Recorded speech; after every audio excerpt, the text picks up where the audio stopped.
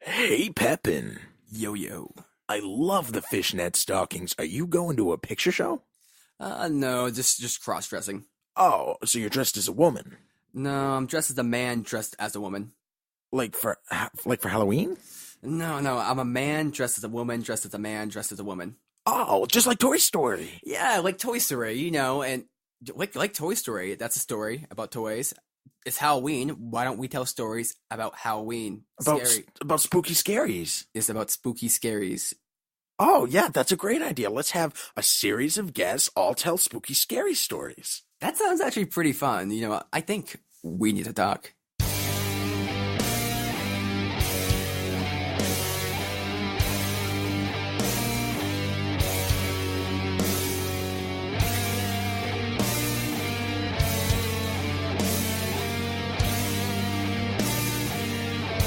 We need to talk. Welcome back. So glad you guys could join us. I am here once again with Pepin. How's it going, Pepin? I'm doing pretty good. I'm really excited for this Halloween special that we're putting on today. We have a few guests that we want to talk about spooky stories. I want to introduce one of my good friends from back in the college days. Really glad that we still talk. We're still great buds. Nick Stewart, how's it going? Hey, it's going pretty good, Steve. Glad to be around.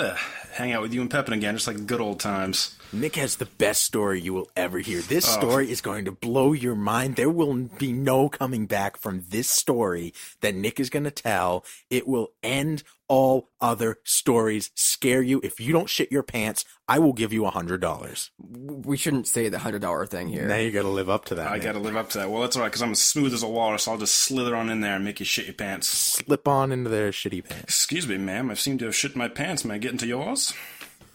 No, you won't fit. So, Nick, you have a spooky story. Before we dive directly into the story, I want to hear some background. Let's start with your personal beliefs when it comes to ghosts. All right, so my personal beliefs as far as the ghosties is I'm uncertain. I mean, I try to treat everything like a science. If you can't prove it or replicate it, then how can it exist? But at the same time, there's part of me that just really wants... I don't know if I really want ghosts to exist, actually. That might be a little too sketchy. So I'm on the fence, let's say. I've never seen direct proof, but I don't doubt it. So what would be a little sketchy about them existing? Well, I mean, I'm fine with having, family members that have gone on or living in between the two realms and can kind of, guide me in the right direction. I believe that sometimes my family might be out there watching me. But then you can get those really sketchy ghosts that might be like former murderers or pedophiles, and they're just going to want to, eat mayonnaise and hide in my closet. I don't know. So you're worried about poltergeists and demons? Yes, the demons would not be fun. I don't really want to think about what pedophilic ghosts would be doing. Eating mayonnaise in your closet, I told you. Why are pedophiles targeting you, Nick? Is it your boyish good looks? I don't know. Just trying to think of who would have a screwed up soul that would be left over. Pedophiles and murderers. Fair enough. All pedophiles should die. Yes, and their ghosts should not hang around. And if they do, we'll just don't hang around in schools. Yeah. Nick's closet, great place. Plenty of mayonnaise. Plenty. The walls are coated right now. So, you're skeptical in a lot of ways. You don't want to believe in ghosts, but you may have had some experiences in your life that, at very least, make you have some questions. That is very right. And actually, I used to work with the cameraman who was on Ghost Hunters, and he did a couple seasons with them. And he also said he's never seen any direct proof, but he had other members of the camera crew say they believed in ghosts. So that's I have that kind of insight, which is nice. But so you definitely know some people who believe in ghosts, and may have had some direct stories. What kind of stories do you yourself have that kind of give you that little bit of doubt? All right, so this is probably the closest thing I've had to a ghost experience in my life. At this point, it's maybe 12, 14 years old, and the movie The Ring had just come out. You guys remember that hot hit? Mm-hmm. Yep. So that came out, and the whole idea there was, in the movie, this person finds this VHS tape. Spoilers, if you haven't seen this movie yet, you're dumb, because it's 12 years old. But so in the movie, she finds a VHS and you watch the VHS, and some little girl calls you on the phone, and she's like, "You have 7 days," and then you just like shit bricks because weird stuff happens. And for me, so I had just watched that movie. You know, being 12, 14 years old, it's a pretty scary movie being that young. I mean, I remember being terrified of Jaws when I saw that when I was 8. Damn sharks. Yeah, I know I saw like It when I was young, and that was a really scary movie. So I definitely understand that being younger, the fear that comes from a movie can be way more amplified. Yeah, so, you know, kind of just watched the movie, a little spooked out because I'm freaking 12 or 14. And ended up going to bed, you know, might have had the lights on for a little while because I was a little scared of what was going on. I just saw a sketchy-ass movie. And so while I'm sleeping, I had this extremely old Magnavox. This thing is probably from the 70s, my TV. And in the middle of the night, it turned itself on. And it turned on to channel 3, and the volume was maxed out all the way. So I just wake up and the TV's just blaring. And I'm shitting bricks, because that's how the VHS starts in the movie The Ring. Like, it's a foggy screen, you know? And then you're like, oh shit, what's going on? So I'm kind of in a panic mode. It's like 2 a.m. I'm like looking for my remote in my bed. I'm trying not to get in my bed. There might be something under my bed, you know, pedophiles and mayonnaise everywhere. And so I find the remote and I'm trying to turn it off. It's not turning off. So I'm hitting the button harder and harder. It's not going. So I'm smashing the batteries. Like, come on, you son of a bitch, work. It's not turning off. So get up, run up to my TV, and I push the button on the TV. It doesn't turn off. I start going into a panic, slapping all the buttons on my TV. None of them will change. The volume won't go down, and it can't turn it off. So I'm freaking out. I have no idea what's going on now, and I'm expecting some girl to crawl through my TV. So I decide I'm going to pull the plug. I pull the power plug out of the TV, and it goes pew! And this little blue ring burns into the center of my screen and sits there for like a minute, slowly fading away. What? No Not way. making this up. So I'm just like, oh my god. My TV just shorted, and not only did it turn on to channel 3, when I unplugged it, it left a blue ring in the center. Like the edge of the TV came in white, and it just left this blue ring right in the center of the TV. Now, for those who haven't seen the movie, the blue ring is a kind of center point of the movie, The Ring, right? Yeah, so right before she comes out of the TV, you're on channel 3, that's snow. And then this little ring starts to like bubble up in the center of the screen.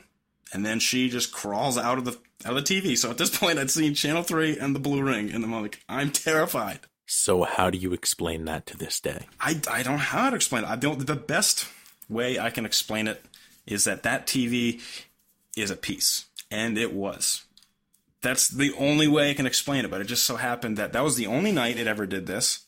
So I don't, have any recollections of this TV doing this before. I know the TV is an old piece of crap, but this is the first time it ever had done this, not turned off, and then left a blue ring. Where did you find the remote?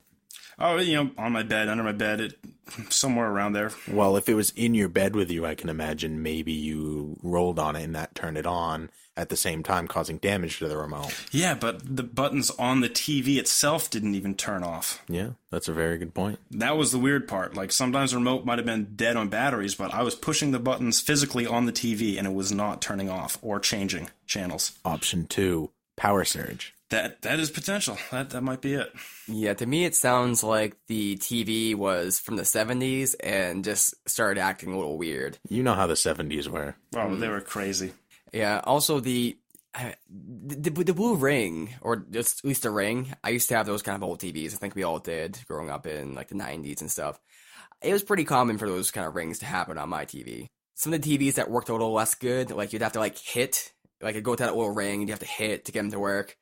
So I can see that being maybe, it's very coincidental or very creepy, especially having just seen that movie. But so that's the only time that TV ever did that, though, which was the weird thing. Like, it never did that again or before that. That's how everything worked in the late 90s, early thousands, though, is that if something didn't work, you hit it until it worked. And it was flawless. That's just how things work. Yeah. Just hard reset. Exactly. Hard reset with your hand, and eventually it'll work.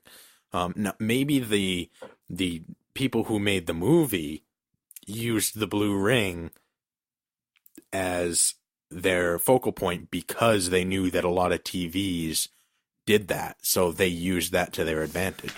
Man, I don't know. It really got me. All they had to do was call me, and I would have shit my pants. Now Channel 3, that's what you play video games on. Yeah, Channel 3, Channel 2. It's just when you have the old school cable static. Now, instead of getting the static, you get those weird rainbow bars. Yeah.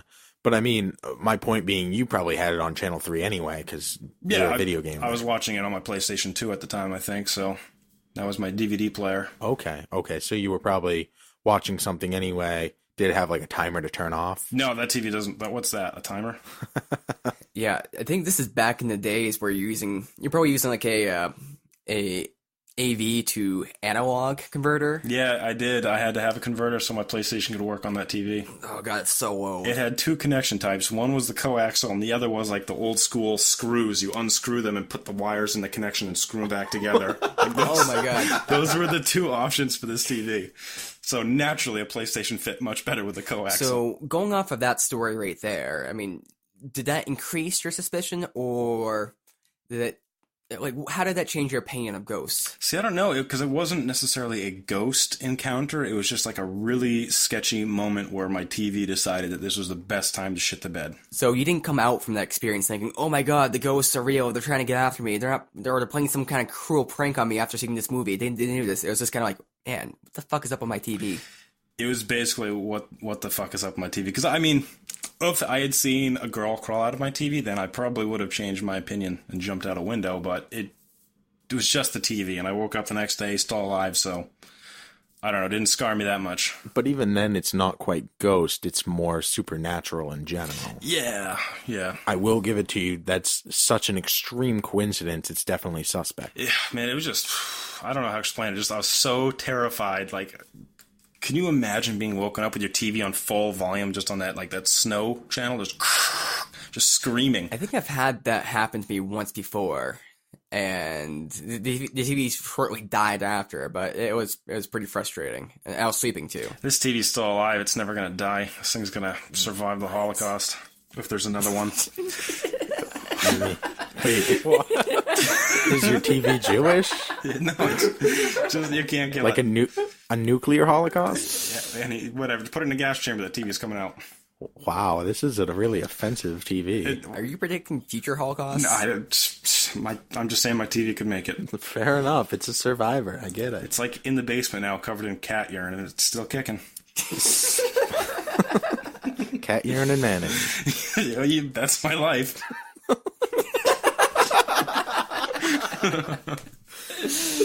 Okay, so do you have any other incidences? That's probably the only encounter I've had that's been close enough to be considered a ghost or a third being. So something I find interesting is I don't know what my reaction to that happening to me as a child would have been. Because on the one hand, I probably would have been more like Nick's, thinking like, oh, TV's just acting up. That's kind of weird. What? And then on the other hand, part of me would have a really hard time sleeping. I would be kept up for like maybe a couple of weeks, and I'd be thinking to myself, okay, there's nothing wrong with this. This is irrational. You know, there's nothing haunted about this TV. There's no ghosts. But still, my mind would just be going crazy with all these kind of like, oh, what if it is a ghost? What if it is this? Oh, it just fucked me up for a little bit. No, you're very right. For about 7 days after that happened, because the whole, you have 7 days thing in the movie, I probably had a hard time sleeping. Did you go to sleep right after? I'm sure I didn't go right after. I probably had to leave my lights on for a while. And did you tell the story to anybody? Yeah, I've told that story to a couple people before. I mean, they all just kind of. It's kind of a funny story, because it's so random that stuff happens right after you watch that movie, where that exact thing happens in the movie. Did you tell your dad or your mom or your sister right after it happened? No, because it was like 3 a.m, so they were probably asleep. Well, I mean the next morning. I don't know. I can't recall. Fair. So your parents didn't hear the TV blasting at all? Or were they just like, oh, that's Nick? They probably were just like, God damn it, Nick, he's playing Ken Griffey Jr. Slugfest again. Stupid bread ass in there. That's a very underrated game. Yeah, especially when you have, what do we call him? Bread box ass? Yeah, he had a very bread ass. So, good stories about ghosts. Good job. Claps all around. Thanks. Spooky claps. You know, Nate, I'm kind of spooked. I mean, it's a spooky time of year, and we've been hearing some spooky stories. That is true, and sometimes I get scared about mommies.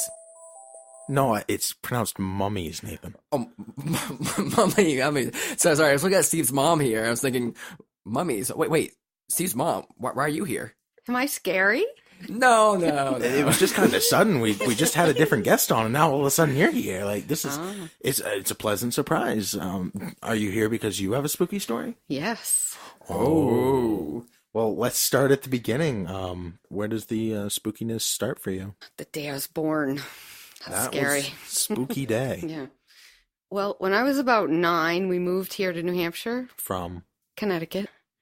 We moved into a house that it was called the Drown House, but that was the people's last name that owned it. Drown. It wasn't like somebody drowned there, but somebody did die in a fire there. There was Okay, not funny. we're laughing at somebody dying. No, we're laughing at the what's it called? Irony. Yeah, The irony of it. This is actually irony, by the way. This is real irony. Yeah. Okay. Go on. So it was a girl, and I guess there was a gigantic fireplace in the kitchen, and like big enough to stand in, but it was boarded up when we lived there. But this girl, apparently her nightgown caught on fire and she died. So the house didn't burn down? No, Just the girl's dress. Just the the girl's girl dress. did. I mean, she burned to death. Yes. So was this documented in like police reports and corroborated, or is this a folklore about the house? Okay, I was 9, so I did not corroborate the story. Fair enough. Where did you hear it from? My mother, Okay. because I believe they heard it from the owners of the house or friends of theirs. I don't know. I don't remember. Okay. So the grapevine passed the story down. Yes. Go on. So of course that made the house spooky to begin with. Mhm. And then things would happen like there was always a smell of apples in certain spots when there were no apples in the house, and just weird things like that. And Could have been stink bugs, maybe? they smell. What? What? Stink bugs are relatively well known for liking apples. No, they smell like apples. They do? Then why would they be called stink bugs? You never seen stink bugs? They actually, I've seen them. I've never smelled. He's actually right. They historically do, but that's Okay. beside the point. Well, I don't know. Possibly a stink bug, but what else corroborated the story other than apples? My sister was terrified of her room, and she was little, but she'd wake up in the middle of the night screaming and run down the stairs. And my room was right next to the stairs, and I'm a light sleeper. I'd never hear her, ever. So she would be screaming down like the hall, and you should be woken up by this. Right. And this is something your parents attest to, I assume? Yes. And something you never actually experienced. You know, that you never heard. You're never woken up by this. Right. That is kind of weird. I mean, do you care about your sister very much? Do I care about my sister? I love my sister, of course. So that's pretty weird because you think, having... You think caring about her so much, you would be woken up by it, but... Right. But I think the biggest thing about that house was... I'm still offended. Like, You're offended that I didn't wake up? no, I'm offended that he asked that question at all. Like, do you care about your sister? I get where you were coming from, Nate. Like, you were asking a baseline question. It's just very shocking. Yes, I care about my sister. Okay. But I think the biggest thing about that house was I clearly remember the feeling of waking up there and having this intense feeling of being welcome. I've never experienced it before. I had never experienced it.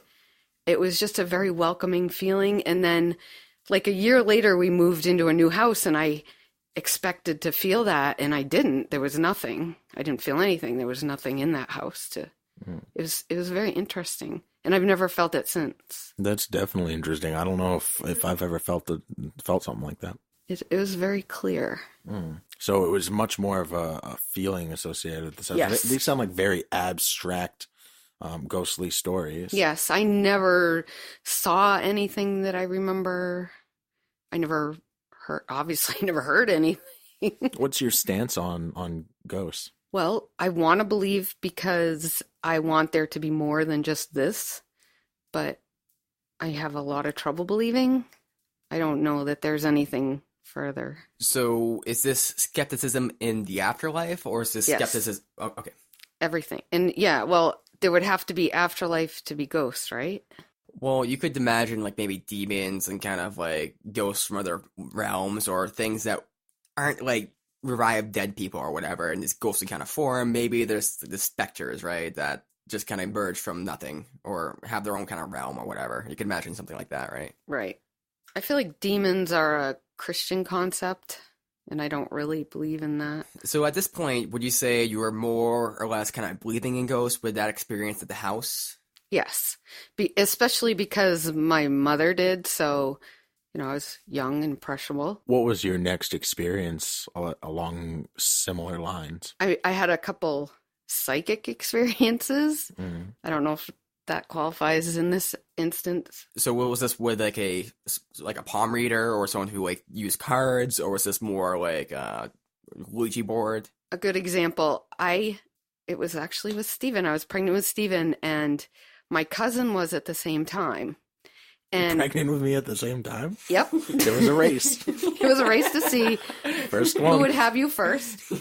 And clearly I won. I'm glad I won that one. Yeah. No, she was pregnant at the same time. And she was in the hospital, and I had a dream. It was just blood, like just tons of blood. And I found out the next day that they had to operate because she had a tubal, and she had a lot of blood in her. Like she had been bleeding internally. It was, before it was with you again, actually. Oh, maybe I was it's me. pregnant with you. Yeah, I had a dream one night that my niece died, and she was like a year old at the time. And I woke up so upset, and I was like crying, and I waited until a decent, it was like a decent hour to call my mom, and I called her, and I was like, "Is everybody okay?" And she's like, "Yeah, everybody's okay, but we did have to rush Brittany to the emergency room last night." And I was like, "What?" And so I told her, she was okay, but she had been really sick, and they had to rush her to the ER. And I told my mom about my dream. And so then a couple weeks later, months, weeks, I don't know, it wasn't that long later, I had another dream about Brittany, and this time she broke her leg, and I call my mom in the morning, and I'm like, "Is everybody okay?" And she's like, "Everybody's fine." She calls me back a couple hours later, and she's like, "Don't dream about Brittany ever again." I was like, "Why?" And her and my sister had just been in a really bad accident. Ugh. So, and my dad was having an operation. He was having a hip replaced. He was having a hip replacement. And that night I had a dream that I can't remember where it was in my leg, but it was like further down my leg, like in my shin or something. And I had this intense pain, and it hurt really bad. And then the next day I was talking to my dad, and he was telling me how it hurt in that exact area because they had taken bone from that area to put in his hip. And he said that hurts worse than anything else. And I was like, that's really weird that I would dream that. So that's a lot of really weird coincidences. And the fact that you call them up is a little, like, interesting, because it's like you call them up and, you probably don't often call them up saying, "Hey, is something wrong? Hey, Yeah, right. Did something bad happen?" Right? So it's very Right. rare for that to happen. And the fact that you're even right Right. those times is kind of interesting. Well, with my dad, I hadn't even remembered the dream, and I was talking to him because he had an operation, so I was talking to him to see how he was, and he mentioned it, and I didn't think of it until later, and I was like, "Oh my gosh, I dreamed that." Mm. But along the lines of ghosts, probably the biggest thing that happened was Brian's dad. You gotta give context for who Brian Sorry, is. Brian is my youngest son. Brian. All right. My youngest son's dad and I were going to a hospital to visit his sister, who was in the hospital, clearly. And we're walking across the lobby area headed toward elevators. There were two sets of elevators side by side. And there was somebody that walked in front of us and got on like if you're facing the elevators, the one to the left, the door opened, they got on, the door shut. We pushed the button, the door opened again on the left elevator. We got in there fully expecting someone to be in there. There was nobody there. And there was no, you know how like some hospitals have a door, they open on one side, but they also open on the other. You know what I mean? Mm-hmm. Yeah, this one didn't, because we checked that out because it freaked us out. There was nobody on that elevator. So you both watched somebody get on an elevator. We both saw it. You pressed the button and it immediately opened again, which Yes. usually doesn't happen, does it? Right. But So- the elevator was sitting there. Like it hadn't left the floor yet. How long did it sit there? Did the doors like immediately just close? Yes, the And doors you immediately hit closed. the button? We pushed the button. The door opened, and we walked in front of it thinking that there was going to be somebody in the elevator. There was nobody there. Wow. Yeah. And do you remember what the person looked like in any sort? Well, Was no. it a male? Honest, I don't remember. He said, because we talked about it years later, and I think he said it was a guy wearing like blue. But honestly, I don't remember because I'm not that observant. No. So mean, I just saw a person walk in front of us, Mhm. get on the elevator, but was not there. So did they walk from behind you or from like off to the side? And Yeah, just they kinda, came like from off, Yeah. from the side, from the right Mhm. of us. So they cut directly in front of you Yes. and then got on the elevator. Yes. Doors closed. You press the button. It immediately opens up again. Nobody there. Right. Wow. That's Yeah. really creepy. Yeah, the cutting out in front of you part is kind of weird because that is something you notice regardless of like maybe if he was like just kind of walking there already, but cutting in front of you, that's something that kind of tips your attention and Right. you know, this is something you notice. Did you guys get on the elevator and actually take it? Yes. But we Really? were scared. I wouldn't have taken it. I wouldn't have taken the elevator. I'd have been like, yeah, so the stairs, where are they at? Right? Well, there was another elevator. We could have taken that one. Fair. But It's it a wasn't. haunted elevator. It was the freakiest thing. But I mean, where else better to see a ghost in a hospital? Right? Lots of people die in the hospital. But they're already dead when they get put in the graveyard. So Some why of would them. somebody haunt a graveyard? Some of them. Maybe they're trying to reconnect with their physical form. Maybe they know Oh. that that's where their loved ones are going to meet up with them. Those are just two thoughts off the top of my head. Isn't the morgue just like a temporary graveyard? The morgue? Yeah.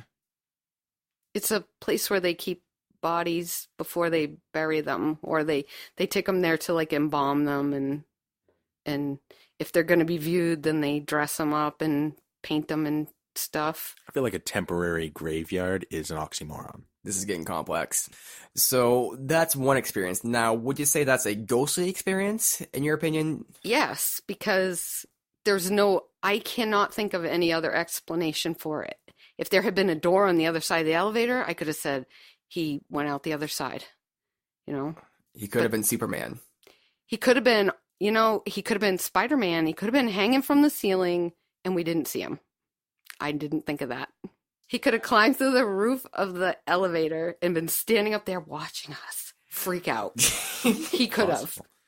That is a possibility. Mom, we have a special guest for you here today. It's Ashton Kutcher. You were punked. That's the joke, guys. Hope you're laughing. That was like the least satisfying prank ever. It really was. Like 10, 15 years later, just Ashton Kutcher comes in. Oh boy, that'd be great. I have Remember- no idea where you went with that. Remember that time you were slightly confused and you're like, hey, was that a guy that just cut in front of me? Where did he go? That was me. I set that up. Oh! Except you would have been like 4. I still am. He was Oh, a wow. very good punk. Oh, that was a good one. Okay, enough awful jokes. So, despite that extreme experience, how do you feel about ghosts now? You said you're not fully convinced. No, because I still, like, my mind still tries to think of explanations for it. Like, when I think about it, which I don't very much anymore, but I used to, because it was really freaky. Yeah, that is. It's pretty interesting because your daughter, Sasha, she also has similar kind of viewpoints on that. She wants to believe in ghosts, thinks it would be cool, but she's also a little skeptical about it. Yeah. We used to remember that house we lived in on in Rochester on Congress Street. It was similar to the one that we live in now. It's 2 floors. Across the street from Froggy's place? Nope. No. Um I don't know where Congress Street is. the I'm thinking of the place church where with the the big tower. fat lady Nancy walked by. Yeah. Oh, that was Congress Yeah. Street. Oh, That was Congress Street. I remember. You just should have said Nancy. That's a landmark. Well, I didn't know that. She's a moving landmark. Yeah, that's true. Anyway, so And was Erica live downstairs? yeah. Okay. I remember. Yeah. I just wanted to remember that. Okay.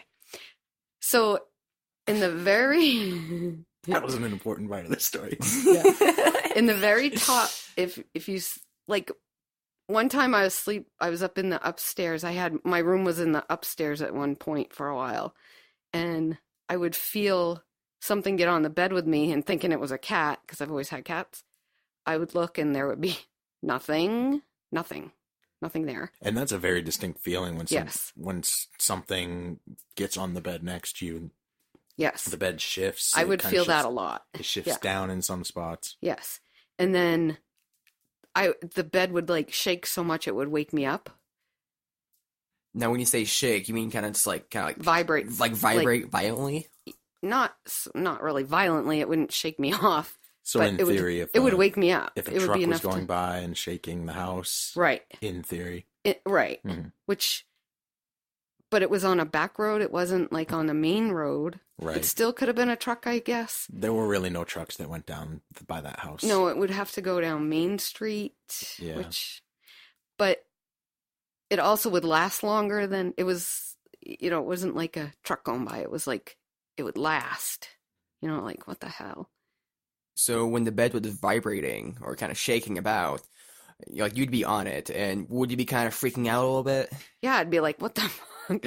And when you got off, or did you ever get off the bed while it was shaking? I don't remember. I mean, because I wonder if it would be, continue shaking if you got off, and because maybe you could identify what the cause was, or if there was a cause. Could also be the building, maybe the building's a little shaky. Yeah, I guess. can actually corroborate that story because I remember one time my sisters Sasha and I were watching Silence of the Lambs and sitting on your bed upstairs, and it started shaking like that, and I was like, Sasha, what are you doing? She's like, I'm not doing that. And we both felt it shaking. Unexplainable. It was just like in the middle of the day. I didn't hear any trucks outside. It just kind of happened. And I didn't even know that you had felt that before. I didn't even remember this until you mentioned it right now. But I can actually back up that happened sometime. That was a pretty common occurrence in that place. Yeah, I'd be kind of freaked out if my bed started shaking. It's a little weird. Also, the whole kind of feeling like a cat's kind of gotten up next to you and not actually being there has happened to me a couple of times. Really? Yeah, I've never attributed it to a ghost or any kind of thing like that. It's oh man, my brain's kind of weird right now. I must be tired. Mm-hmm. Now, what would it take for you to believe in ghosts or the paranormal like that? What kind of evidence, what kind of experience would you need to have for you to say, yep, ghost exists? I'd probably have to see one. I don't know, because I'd probably, discard it. So, let's say you saw a ghost fully in your kind of view. You think, okay, I must have taken the wrong drugs yesterday. Or, I must be really tired right now. Acid flashbacks. I think I'm dreaming right now. Just flashbacks. Just kidding. I've never done acid. Still acid flashbacks. Yeah, it's interesting. It's interesting you say that because I have a similar kind of mindset where it's like any kind of experience I would have that could be ghostly. I've never had a ghostly experience, but if I did, I would probably oh man, I must have been super tired and hallucinating. You guys rationalize it away. Yes. Here's my cat. It was like a month after my mom died, and my cat, I took her to get fixed, and she almost died. She was so sick, and I like could not stop crying. It was awful because I just lost my mom. My cat that I absolutely adore the vet pretty much told me she wasn't going to make it through the night, and I was like hysterical. And my sister called me, which if anybody knows me, knows that nobody ever calls me because I don't talk on the phone. I hate it. But she called me and I answered it, which is also very unlike me. Anyway, and she's like telling me this funny story that had just happened. And then, of course, I told her what was going on. And so what had been happening with my sister was she had this rose. It was like a dried rose. And it was like, say, I don't remember exactly where because I was pretty upset at the time, but it was like on her cabinet. And she came out in the kitchen and it was on the floor. So she picked it up, put it back, left the room, came back, it was on the floor again. So she moved it to somewhere else. She came back, it was on the floor again. So she called me to tell me about that, thinking, maybe mom was trying to communicate with her. And then she's saying maybe mom was trying to tell her to call me because I was so distraught. And my cat lived, by the way. But why would that indicate to call you? It's just a feeling she had? No, it was because it was so weird. Like here this rose keeps appearing on the floor when she keeps putting it back. So then after you told the story about the cat, then she said maybe it was your mom trying to communicate to get her to call you? Yeah. I don't remember if she told me the story first because I was probably just crying and she probably was like, what's wrong? And she's like, I was calling to tell you about this. And so it's your sister's kind of viewpoint that she sees this rose fall over and over again, and she starts thinking about you, and then she thinks this is a sign for mom to to talk to Sandy, to my sister Sandy, and she does that. Now, from a psychological level, I could see her seeing this rose, and family memories get brought up. You get brought up, and she's like thinks, oh, I haven't talked to Sandy in a while. Maybe I should talk to Sandy, and then she kind of places this extra meaning there, right? And then she has this initial kind of, thought that maybe this is my mom trying to communicate with me about that first factor. But then she starts talking to you and she realizes that you're going through a really hard time, you're crying, your cat almost died, and so on and so forth. And then she kind of rationalizes after the fact that, okay, mom wanted me to talk to Sandy because Sandy was having a really tough time right now. Yeah. Yeah. I mean, she initially called me to tell me the story of the rose. But once again, the timing of a phone call being placed between you and it seems like usually your sister, but your family in general happened at a time that was really convenient. Yeah. Or really coincidental at very least. Right. And then last fall, actually, she came here to visit. She came up to New Hampshire and in the middle of the night, the shade right next to my bed went up halfway and just stopped. Like somebody, it didn't like fly up, like, if it suddenly malfunctions, it just went like halfway up and stopped. And I was like, what the fuck? That was weird. That's weird. Yeah. It woke me up because it freaked me out really bad. It got caught. It went up slowly, though. It didn't the ghost got caught. Oh. The ghost caught its hand in the... Maybe. I don't know, because then later on I'm like, okay, maybe it's this, maybe it's that. Right. I don't know. Well, thank you so much for being on, Mom. Thanks for having me. Absolutely. Really great stories. I'm spooked, and I'm really excited to continue talking about spooky stories. With some other people too. Yeah, hey, let's bring them on. Cam, how's it going, Cam? Doing well, how are you? Not too bad, thanks. Do you want to introduce yourself to our audience? Yeah, first of all, thanks for having me here. Love you guys, I've listened to your show quite a few times now, and about myself, I go to school, go to work, all the same stuff, pretty much, but love to be here. I jam once in a while, but Otherwise, This is like the most just my down life. to earth kind of like introduction. Yeah. We're really glad that you're here.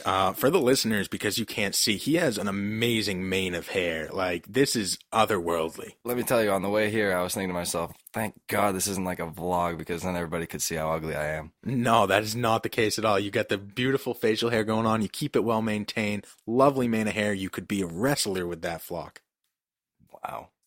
Thank you. So the real reason we have you on here today isn't to gaze at your very, very luxurious hair. Instead, is to talk about ghosts. So let's get spooky for a second. Pepin, play some sort of audio clip that's spooky. Woo. Perfect. Guys, no, that's too spooky. That's Michael Jackson. Yeah, So- that's pretty spooky. So Cam, you have a tale. I do have a tale. Now, it is not one that directly involves myself, but a good friend of mine lives in a house that used to be an old funeral home. And in the basement, you can actually see where they used to carcinate the bodies. The whole thing is still there. Everything. We also have another friend who lived in a funeral home. Is this a thing? Like, do people live in funeral homes? Not that I know of, just this one friend of mine that I know. That's gotta be so weird, just being around death all the time. I mean, half of a funeral home is a home, so I assume somebody lives there. Yeah. Well, the story behind this house is the morticianer who lived there. He died in the house as well, and he had two sons. They both died in the house as well. So there's a lot of death, not only just from people dying, but the history of the house in itself. Do we know anything about the background of how they died? Like, was this like an all at once thing or like separate times? I do not know the exact details of that. But, I mean, just taking pictures and videos inside this house, it distorts pictures. You can see, there's this one picture that I saw. It's of, my friend and his little sister. And there's just flames in the back and like almost a face in it. Just this, it's all red. It looks like somebody put a filter on it. But there was no filter. It was before filters even existed. It was like 2001. So it's like one of those old Polaroid cameras. Yeah, pretty much. And it just showed all this weird shit in the background that was just unexplainable. That is absolutely crazy. So that's a relatively common occurrence in this house. Yeah, I mean, there's scratches all over the doors from the dogs freaking out every night because they hear banging or they just see something. The little sister there, she wakes up every night saying, "Who's this guy in my doorway?" Like, this house is pretty legit. That's terrifying. So is it possible that it's zombies, or is it more like ghosts, or are they zombie ghosts? Well, from the videos on her Facebook, I see orbs, and there's one with a shadow standing right in front of the door, and only for about 3 seconds out of the 3-minute video, you can actually see like a clear face in that shadow that's standing in front of the door, and it's pretty chilling. So that would probably be more like ghosts, because nobody walking around, but it is kind of like, I think the orbs are kind of like seen as kind of ghostly figures, and they sometimes kind of show faces. Yeah, there's faces, and then there's, the banging and the doors locking and, leave the door open for the night. And then all of a sudden you wake up and the door's closed because you heard it bang. Nobody else is in the house. That's really freaky. I don't want to go there, but I kind of do. It'd be one of those things where, like, I might want to, like, sleep in one of those kind of, like, one of those things they have, where they put the bodies. I like sleep in there just for heck of it, see what it's like, see if there's any ghosts or zombies. If there's a zombie, that'd be kind of cool, but... Those are airtight. You don't want to sleep in those. Fuck. Okay, I don't want to sleep in one of those, but maybe, like, on the bed next to that, bring a little air mattress in. I guess if you didn't close the door, that'd be cool. But like, what if something happened in the middle of the night and like it did close for some reason? Like maybe the hinge was loose and it just like put in a creaking sound here, creak, and then it closed. See, this kind of sucks because I'm not really like believing in like ghosts or zombies, but I would be freaked the fuck out at a funeral home living there, and if I heard like noises and stuff, I would be pretty like freaked out. You've been to this place yourself? I have, but never at night and never for long enough to hang around. It's my reaction to when I heard her saying that was pretty wigged out. Honestly, I didn't and get good vibes from the house almost when I got there before she even told me about it. And then once she did, it's like, I can see why. I mean, just the setting, the whole way the house is built and set up, and the way this big fireplace is like right in the middle of the kitchen, and like it's different. It's not like any modern house that I've seen.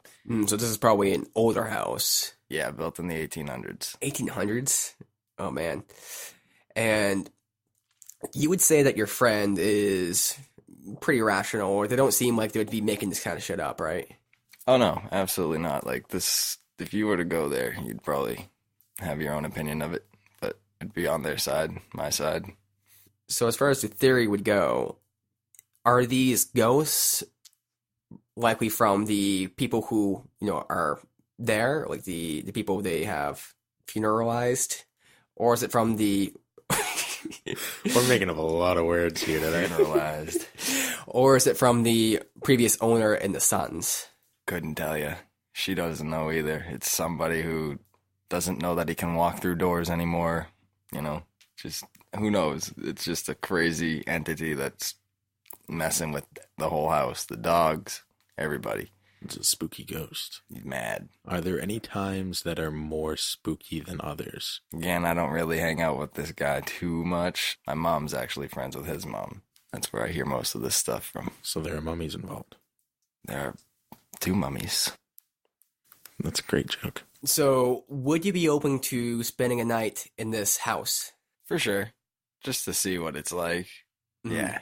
Would you want to record anything? In the house? Yeah, like, would you record your experience there? Would you, take video, audio clips? Yeah, if I had like a memory card big enough, I'd probably record myself sleeping all night just to look at it and get freaked out. Make a sex tape. Pretty much. Like some ghost is jerking me off, Yeah, that's pretty normal ghostly activity. Do you think, like, haunted sex tapes are a thing? Like, is that a thing people do? Like... Do you think wet dreams are really wet dreams, or is it a ghost jerking you off? Or pissing on you with ghost piss. Sticky ghost piss. See, I don't think a ghost would be jerking me off because the hands would just go right through, right?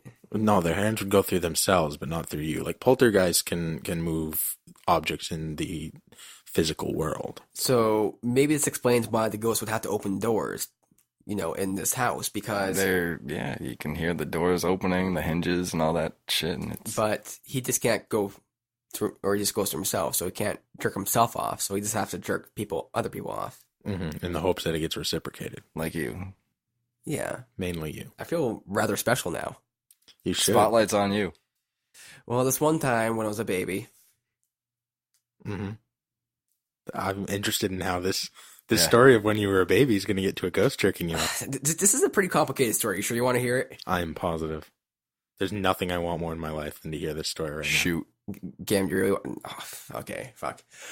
Okay, so one time when I was a baby, there was 2 fairy godmothers. Now, one wasn't actually real, but this other one, I swear she actually existed. And her name was Anne.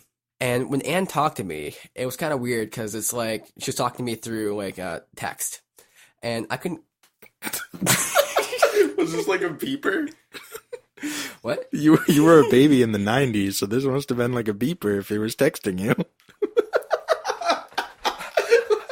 Ghost beeper.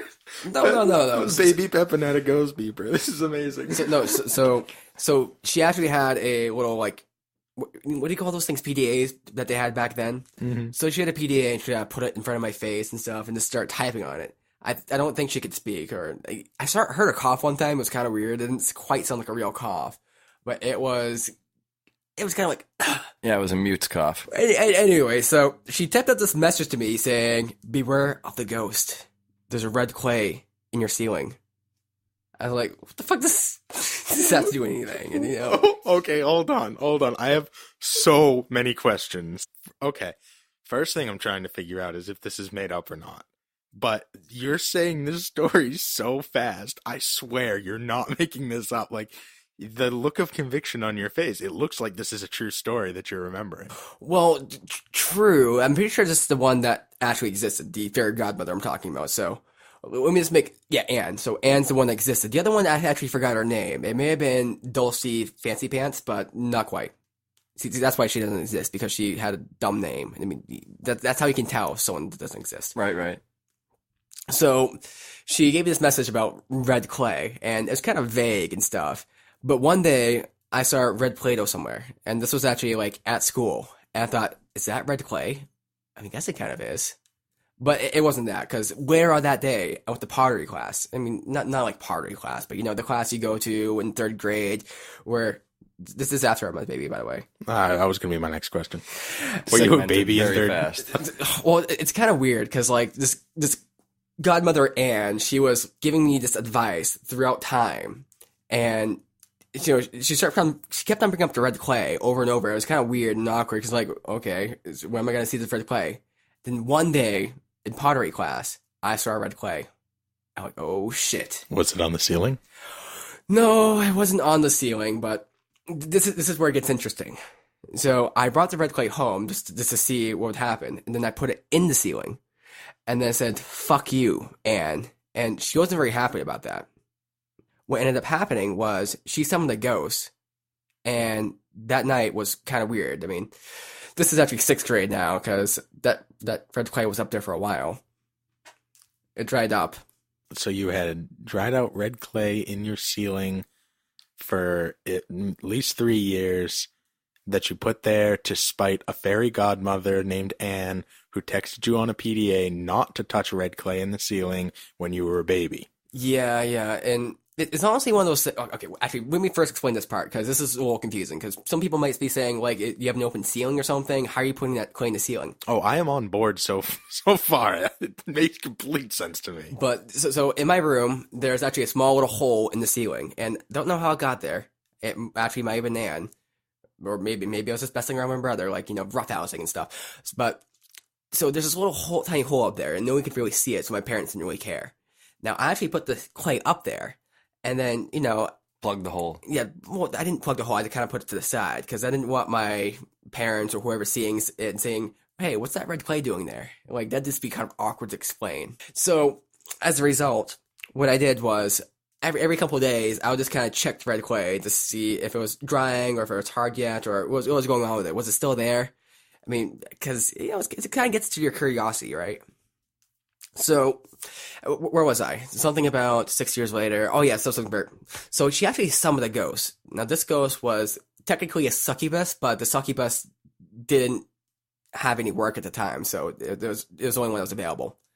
Actually, succubus isn't a ghost technically, so maybe this isn't a ghost story then. Well, it fits. Go. Okay, so the succubus kind of came in my room, and when she left, I came in my room. And this is 6th grade? Wait. Were you Were you in the room at the same time as the succubus? No. Okay. Okay, first of all, yes, it was 6th grade, and she came in my room, and then when she came in my room, I came in my room. So was this... You premature bastard. I don't know where to go with this. There's just so many ways. Well, to put it this way, after the succubus left, I didn't see Anne anymore. She was done with me. I don't know why, but okay, this is the weird part. This is the really, really weird part here. I went up to the ceiling and checked the red clay. It wasn't there anymore. It was gone. It's like you bit that golden apple. Oh my god, that just sent chills down my spine. Steve, you don't have a spine. Yeah, I do. It's in the back of me. Oh, yeah, good point. And speaking in the back of me, there's this visual cortex there. My mind went in different directions. Go ahead. So some people might argue this was actually a hallucination you had, that I had. Not you guys, but me, the one who experienced this ghost named Anne. But I would say it's not, because the visual cortex is a quarter of your brain. And you think a quarter of your brain can be wrong? Okay, you might argue maybe it's a prefrontal cortex. Maybe something's messed up with your mind. Okay, that might be true. But how can you explain the red clay? Oh my god, that's actually a really good point. So your most ghostly experience was when red clay that you would put in your ceiling to spite a fairy godmother named Anne, who texted you on a PDA when you were a baby about not touching red clay disappeared shortly after an encounter with a succubus where you both came in your room at the same time? Well, the only thing I'd correct you on there is that I was in my room, and the succubus came, and then I came after. So we weren't in the room at the same time. We didn't come in at the same time, but I came in when she was there. Yes. Okay. I don't like the way that you keep saying she came in, then I came in, and you could say you were in the room, and then she was in the room. Could phrase it a little differently. Let's be specific here. I didn't come in the room. Like you arrived at the room.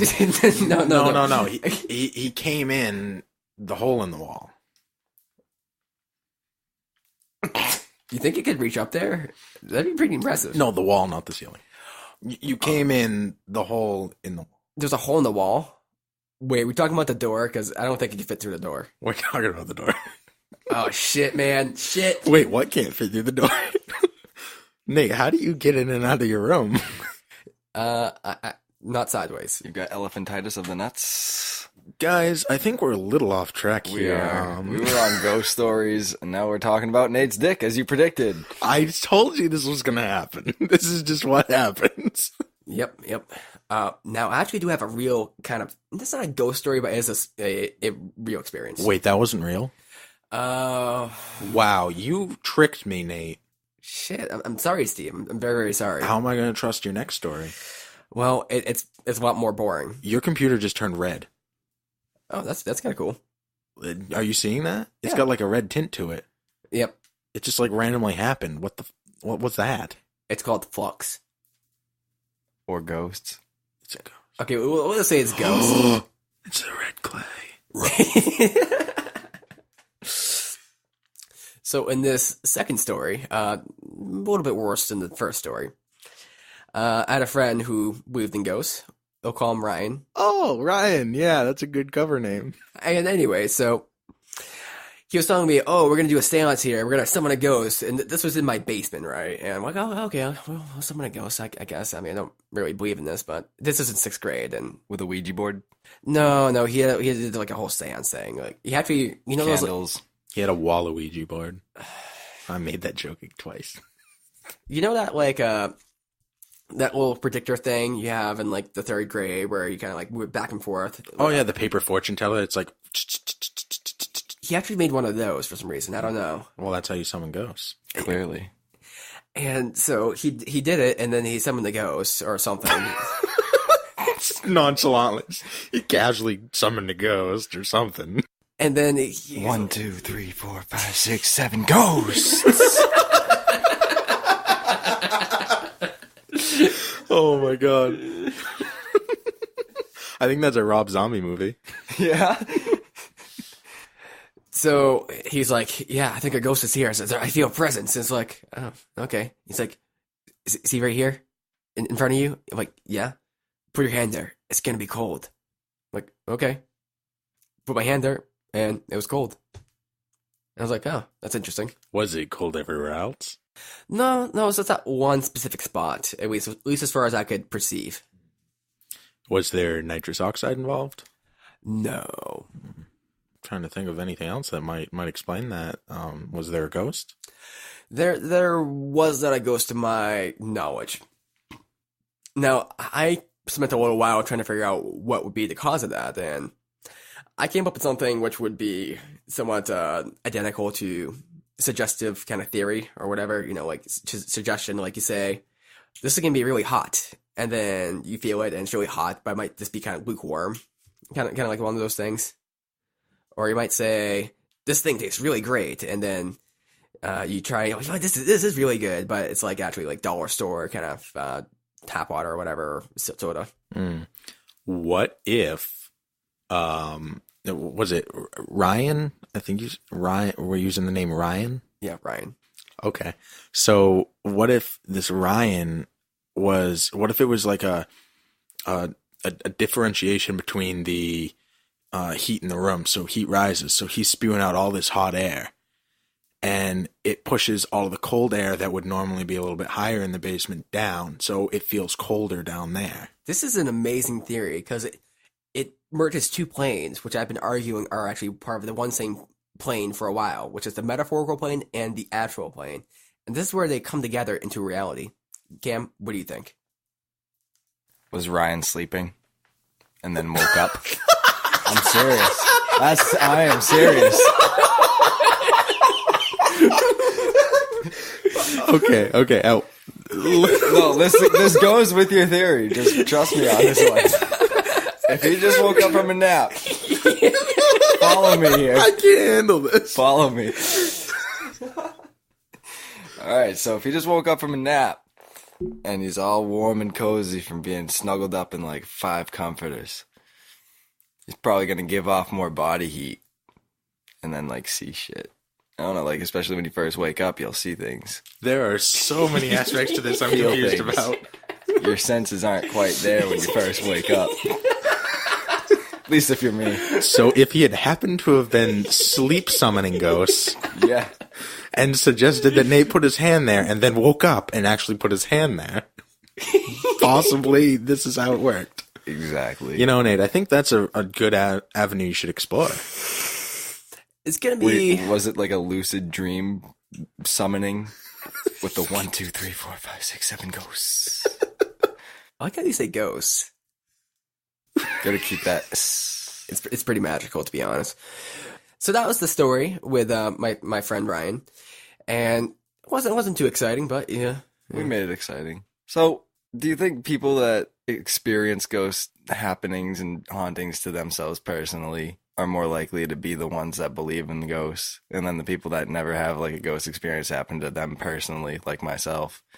That's why I probably don't believe so much. Yeah, what I'd say is, in general, people who don't believe in ghosts don't have ghost experiences. It's kind of the same thing where people who don't believe in aliens or alien abductions generally aren't abducted. There's very few people who say, I don't think alien abductions exist, who are abducted themselves. But the people who do get abducted are very, very heavy believers in it.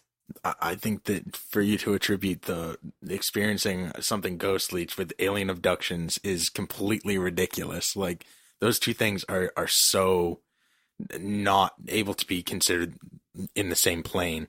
I would say it's a double-edged sword, Cam. People who believe in ghosts are more likely to have a ghost experience because they're open to that idea. But I do think that there are some people who don't believe in ghosts who have a ghostly experience that turns them into believers. I think it's easier to be turned into a believer than out of being a believer. Okay. Just because, like, what could have one instance could happen that could make a non-believer into a believer, but what could happen that would turn a believer into a non-believer? You know what I mean? Not much. Jesus, I guess. Yeah, I mean, just find God. I'm not even sure if Jesus exists, so... I have a neighbor. She's got 6 kids. 6? Yeah. Hold on. Wait. Can you tie that to something that we're talking about, or is it just gonna sit there? Yeah, no, she. I'm not that random. She broke up with her husband. Now she's married to God. Swear to God. Well, those were spooky stories. Yeah, quite spooky, especially Cam's. Ugh.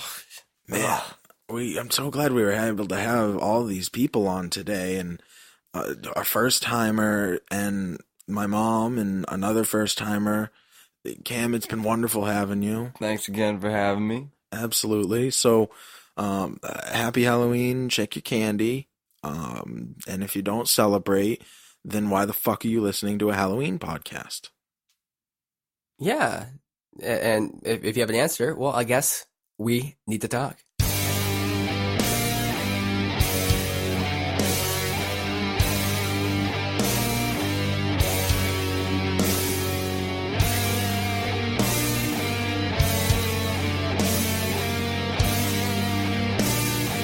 Thank you for listening to our Halloween special. Be sure to rate us on iTunes. Also, give us messages and stuff on Twitter at WNTT1. Also, we're on Facebook, and, you can check us out other places. No, we're not on Instagram yet.